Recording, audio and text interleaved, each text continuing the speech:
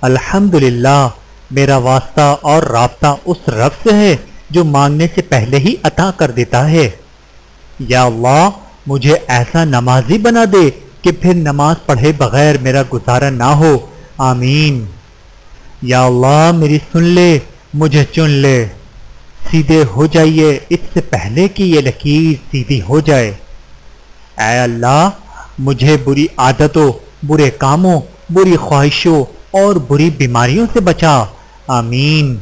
نے رب کو یہ نہ بتاؤ کہ تمہاری مشکل کتنی بڑی ہے، بلکہ اپنی مشکل کو یہ بتاؤ کہ تمہارا اللہ کتنا بڑا ہے۔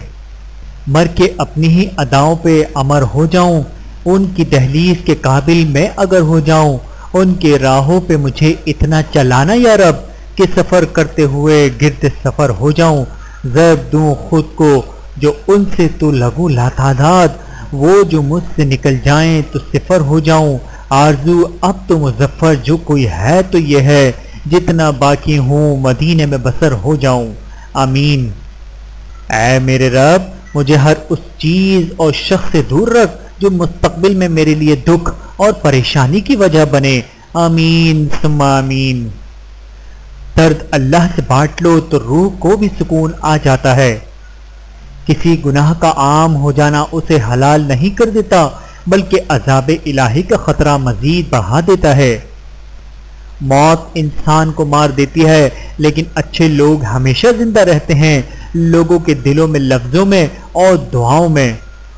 اے اللہ، مجھے اس راستے پر چلا جو مجھے صرف تیری طرف لے جائے، آمین۔ جو دوسروں کو عزت دیتا ہے، اصل میں وہ خود عزت دار ہوتا ہے، کیونکہ انسان دوسروں کو وہی کچھ دیتا ہے جو اس کے پاس ہوتا ہے۔ اگر انسان اپنی انگلیوں کا استعمال اپنی ہی غلطیوں کو گننے کے لیے کرے تو دوسروں پر انگلی اٹھانے کا وقت ہی نہ ملے۔ اے اللہ پاک، جو زندگی گزر گئی اس پر تیرا شکر ادا کرتے ہیں، جو زندگی باقی رہ گئی ہے اس پر تیری رحمت کے طلبگار ہیں، ہم سب پر اپنی رحمت کے دروازے کھول دے، آمین۔ تمہاری تنہائی تمہیں جس طرح مائل کرتی ہے، بس وہی تمہارے اندر کی حقیقت ہے۔ بہت زیادہ مضبوط دکھائی دینے کا ایک نقصان یہ ہے کہ لوگوں کو کبھی یہ خیال نہیں آتا کہ آپ کو بھی تسلی کی ضرورت ہو سکتی ہے۔